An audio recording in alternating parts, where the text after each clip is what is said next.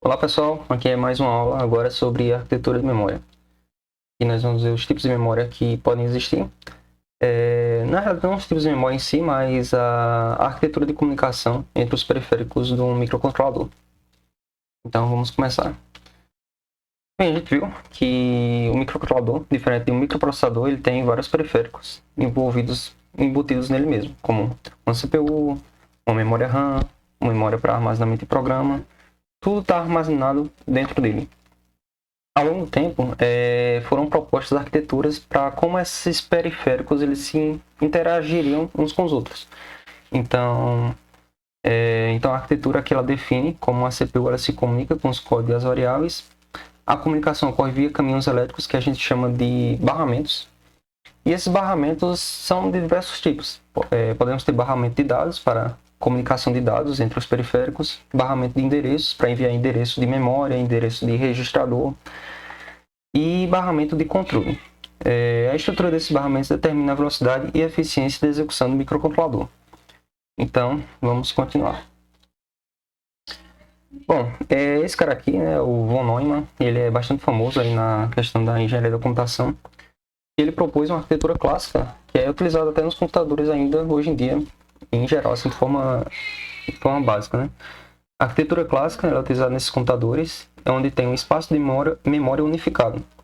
A memória RAM, né, que a maioria conhece assim dos computadores, ela tem tanto as instruções, o programa em si, o programa que vai ser executado, que você fez em alguma linguagem, seja Python, seja C, e tem também os dados, as variáveis em si. Então, além do programa e as variáveis estão ali organizadas dentro da memória de uma forma específica, mas na mesma memória. Então, a CPU ela é um único sistema compartilhado para acessar tanto instruções quanto dados. A CPU ela acessa, né, para processar os dados, a instrução do programa, ela vai até a memória RAM, pega a instrução do programa, executa, e ela também vai na memória RAM de novo para pegar os dados. Então, para fazer alguma coisa com aqueles dados, seja tratar, enfim, depende da instrução. A vantagem é a simplicidade do design, exige menos trilhas internas do silício, né? Então, passando aqui o slide, seria uma arquitetura mais ou menos assim. A gente tem a CPU aqui, que é responsável pelo processamento dos dados. E nós temos aqui um caminho de comunicação, que é a memória. Nessa memória RAM, nós temos aqui as instruções do programa e os dados, como eu bem falei antes. E aqui tem um caminho só de comunicação. Então, você pensa que internamente em um chip, as trilhas que vão daqui até aqui, elas vão ser poucas, né? Se tivessem mais blocos. Imagina que tivesse mais blocos de comunicação aqui. Eu teria mais trilhas e acabar dificultando um pouco a fabricação do chip, né? Trazendo um pouco mais de complexidade. Então, na época, isso aqui foi bem importante por causa dessa simplicidade. Porém, temos aí um famoso gargalo de von Neumann. Com apenas uma via de comunicação, a CPU ela não pode ler uma instrução e acessar um dado simultaneamente. O processo seria mais ou menos o seguinte, eu botei aqui. A CPU ela buscaria a instrução, aí na CPU ela decodificaria aquela instrução. Se naquela instrução ela precisasse de algum dado que tivesse na memória, ela voltaria para a memória RAM, buscar os dados, e depois voltaria para a CPU para executar e salvar o dado, enfim, para fazer o que fosse necessário com aquele dado. E isso é uma coisa, né? Você viu que eu fui e voltei.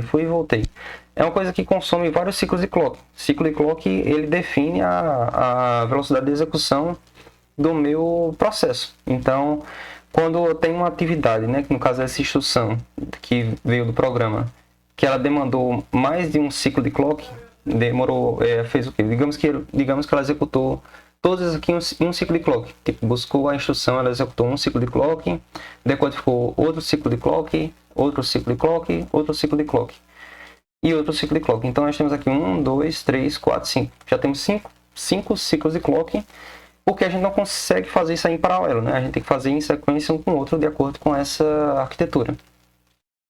Então isso limita um pouco a velocidade máxima do sistema.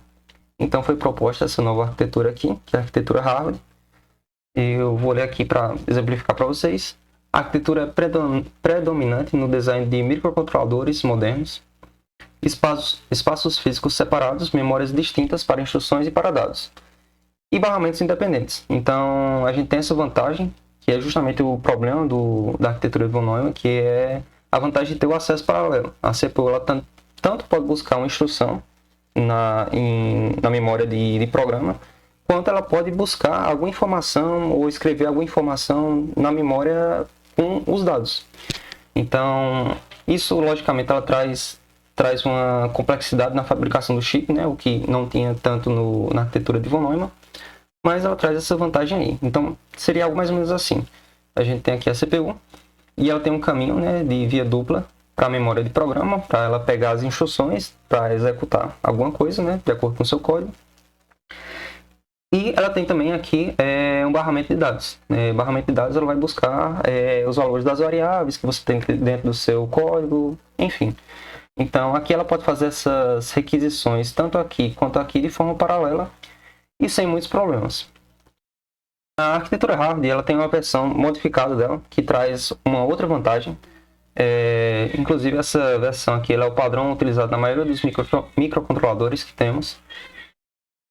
Mantém as memórias e barramentos separados do modelo Harvard original para garantir o acesso paralelo e alto desempenho, mas ele adiciona mecanismos internos, que seriam pontos de comunicação extras além do habitual. Essas pontes ela permitem à CPU acessar a memória de programa flash como se fosse memória de dados.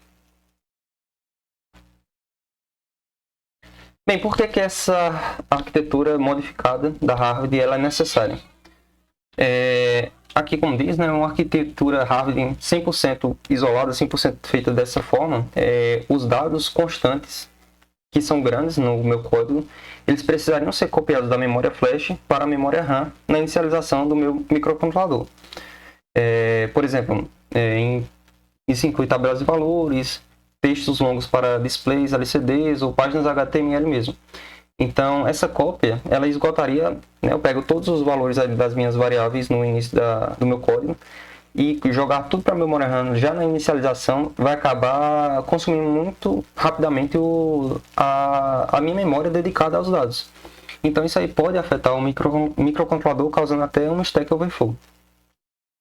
Então, tem essa arquitetura modificada e ela funciona mais ou menos assim. Eu vou voltar para o slide onde ela tem aqui a arquitetura Harvard. Então, digamos que na minha inicialização do meu programa, eu tenho... aqui está a memória do meu programa e eu preciso, né, passar os valores das minhas variáveis, enfim, tudo que eu tenho no meu código para a memória de dados. Como é que isso se daria? Né? Na inicialização do meu programa, a CPU ela acessaria aqui a memória do programa, um exemplo, e copiaria todos os dados, né, de variáveis para a memória de dados, ok? Já na inicialização. Porém, se eu tivesse realmente muitas constantes no meu código, isso acabaria afetando aqui a memória de dados já no início e acabaria prejudicando, causando algum stack overflow, enfim. Eu consumiria muito rápido minha memória RAM, nesse caso, né? Memória de dados.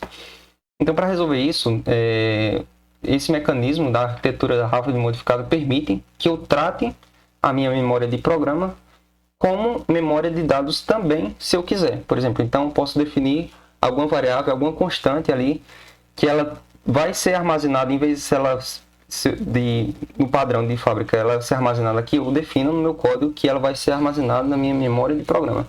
Então, com isso, eu não o microcontrolador ele não precisa, na inicialização, passar os dados daqui para cá. Então, ele fica armazenado aqui mesmo e o microcontrolador ele cuida de buscar esses dados da maneira efetiva, da maneira correta.